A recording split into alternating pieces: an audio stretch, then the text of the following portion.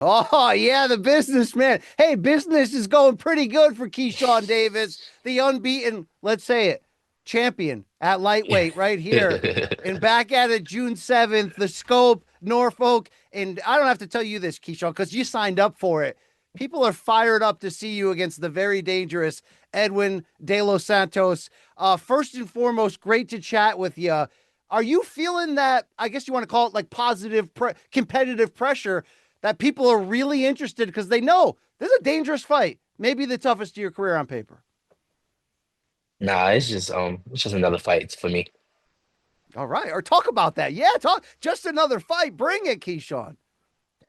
I mean, I just know who I am and know what I can do. And people were saying Limos was dangerous, and I knocked him out in the second round. So we'll just see what De Los Santos is gonna bring. You're coming off. I mean, it was like perfection. It was like a beautiful breakthrough performance against Dennis Berinchek to take the world title in your first opportunity. I mean, Madison Square Garden Theater, New York. How, are you still sort of, feeling it off the buzz of that, or do you put that one away and now it's time to defend this thing? I mean, I love your enthusiasm and just how much you just love the work of art that I put on. You know what I'm saying? But man, if you want my honest opinion, man, I don't care about that fight, man. That fight was weak to me. I thought Beranchy was gonna come with more than what he came with. First round, I seen all his body language. Like he was just so scared of me. You know what I'm saying? Going into this fight, I hope that it's not gonna be that. As y'all know, I love to fight. When I fought Miguel Madueno, we was in there fighting for all 10 rounds. We putting each other in headlocks. The referee got punched in the face. Like, I love fights like that. You know what I'm saying? And he was my toughest opponent to this date. Taking all my shots, giving it back. He punched hard. He punched super hard, so I could not get hit by him. You know what I'm saying? So um that fight right there got me ready for my career, honestly. All 10 rounds, you know what I'm saying? And now I'm a champion, so I'm going 12. So like I said, Daniel Santos is a smaller fighter, you know what I'm saying? And just off of that, it's just gonna be different. He's southpaw, you know what I'm saying? So I just fought me southpaw last fight. So um I think it's gonna be an entertaining fight at the end of the day, but I still see myself stopping De Los Santos. Okay, okay, there we go. I mean, this is a very calm, cool, business-like attitude from you right now. But I want to touch one second back on Berinchik. Like, are you trying to say that you were almost disappointed? You expected more from him, and is that in a sense in your mind of like I wanted to show even more how great I am? I wouldn't really say disappointed because like bro was scared, you know what I'm saying? And I guess just the type of person I am, it's not hard for me to intimidate people before they even get in the ring. I do stuff purposely, you know what I'm saying, to get under people's skin. And so I couldn't really say disappointment. I just expected that he was better than what he was like, what I was seeing, you know what I'm saying? And the difference between, Barancic and I see what De Los Santos is, Barancic was doing a lot of moving, a lot of running around, and I had to really chase him to get that knockout. You know what I'm saying? I feel like De Los Santos is not gonna be doing a lot of running around. You know what I'm saying? I think Baranchi got better footwork than De Los Santos at the end of the day. So I mean, I just think De Los Santos just better be smart. He better be smart. Well, are you hearing the words coming out of De Los Santos's interviews, podcast appearances, in particular, when he says your only chance at victory is to run against him, like he says Shakur Stevenson did last time? And then the quote got a little gnarly. He said, in particular, about Keyshawn, if he stops, meaning stops from running, he dies. I mean, that's some Rocky Four shit right there. But what do you think when you hear that from De Los Santos? He just promoting the fight, great promoter. It's good that he's saying those things because it does nothing but get more eyes on the fight, and also it gets in my head and it does something to me as well. It's gonna make it worse for him. So if he feel like that only thing I can do to win is run, well, bet I'm gonna run so I can get that win. I mean, it's funny. You already said, you kind of wish Baranchik brought a little bit more. You love to fight.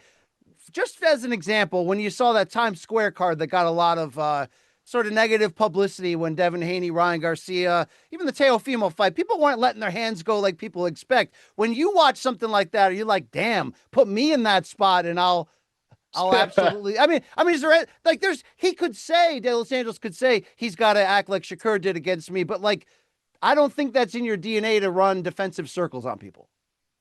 I mean, that's why the people love seeing me fight. That's why people is excited about June 7th because they know when they watch the businessman, they're gonna see some shit. And they don't know what they're gonna see. They just know they're gonna see some shit. It's the unexpected that I bring to the sport of boxing. And that's why, my name is just buzzing right now. That's why I'm just so undeniable.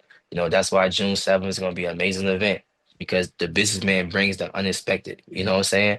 People didn't know I was gonna knock Baranchik out in 4 rounds. People didn't know I was gonna knock Limos out in the second round. You know what I'm saying? So now they're like, damn, what Keyshawn about to do with De Los Santos? I don't know what I'm about to do, but I know I'm gonna knock his ass out. How respectful slash I don't know, weary is probably not the right word.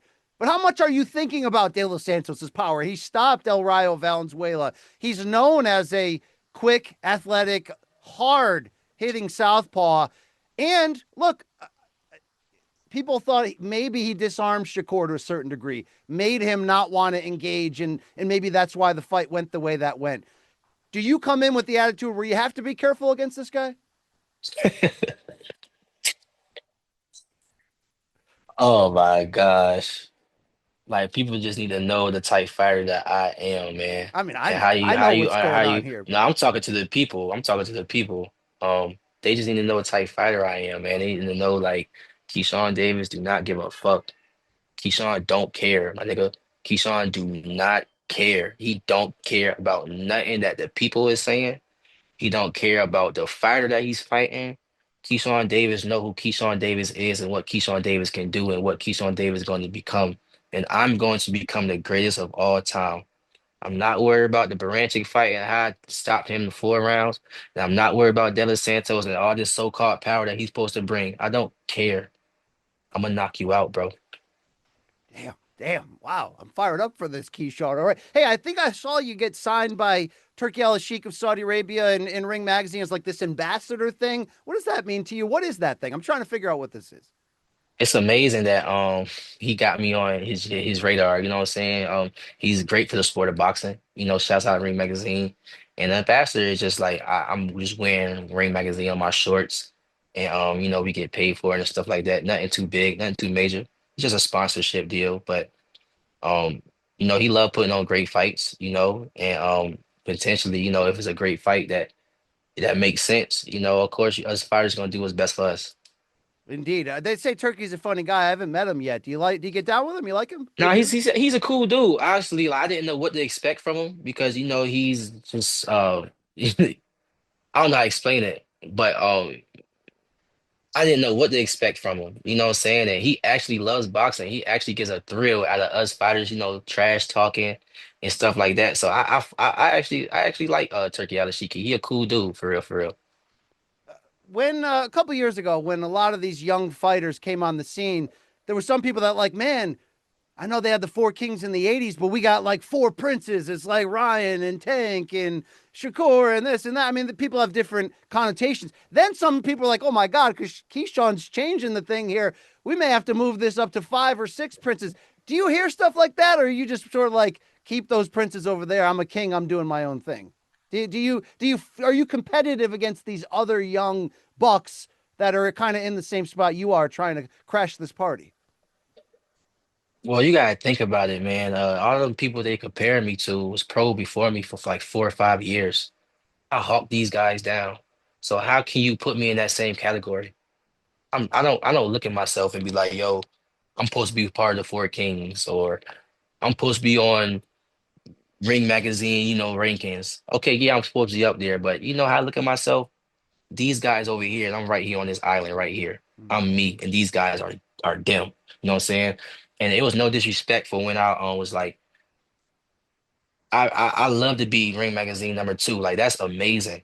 That is so amazing. I was like, damn, that's crazy that they feel like that about me. You know what I'm saying?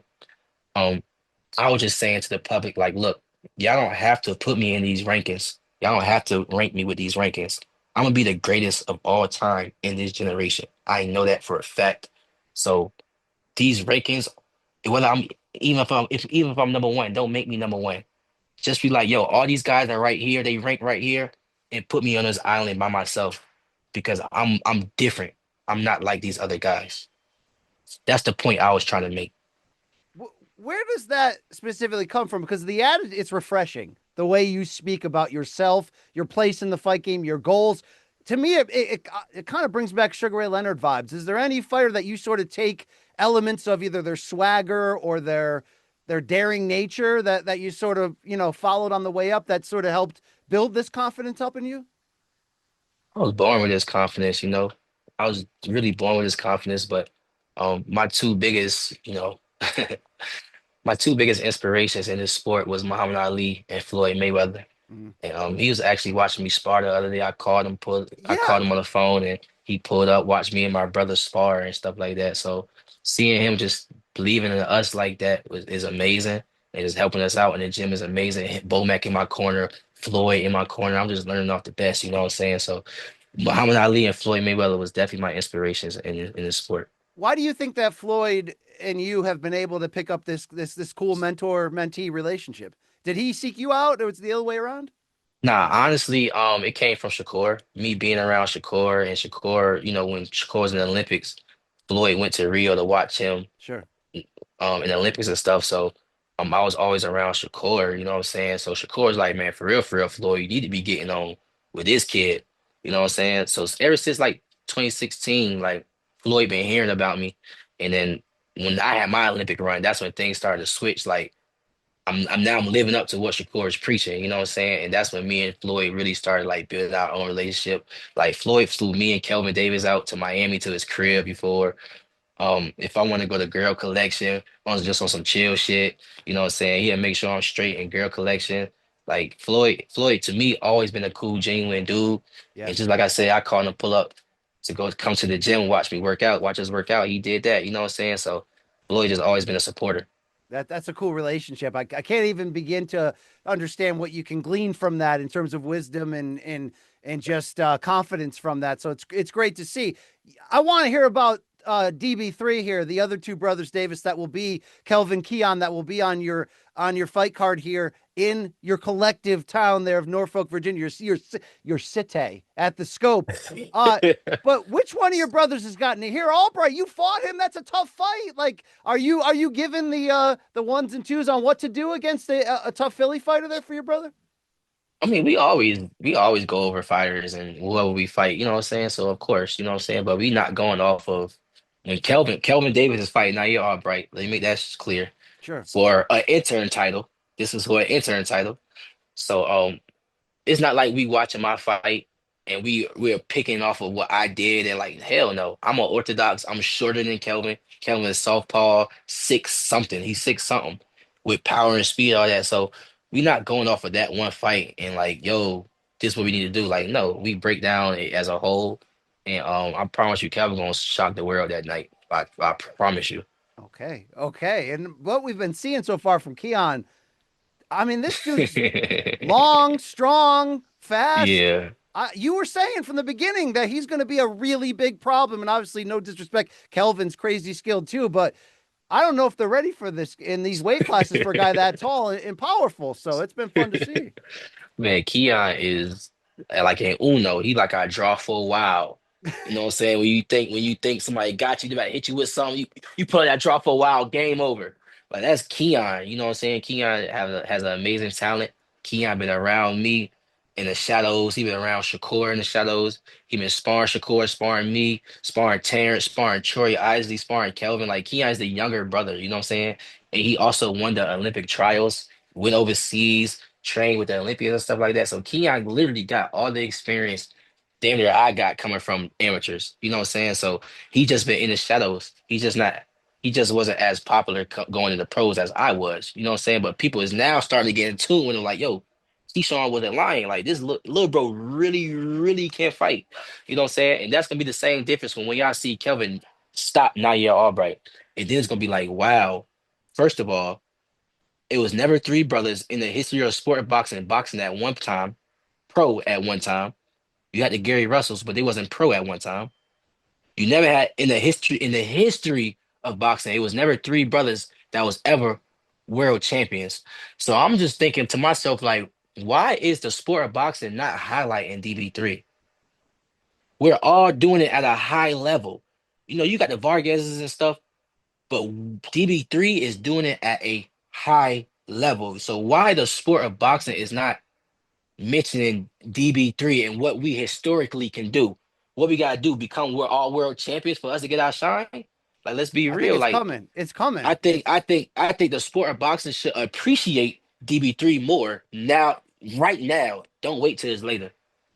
All right. Final question here. Let's send it off. It's going to be Saturday, June 7th, the Scope in Norfolk, ESPN, of course. And Edwin De Los Santos. I love that fight. You say just another fight. Easy fight. Next fight. I can't talk to you and not say that the fight I want the most is Davis versus Davis, you against Tank. Are you still on that? Do you still think about that every day? What do you think about his rematch with Lamont Roach?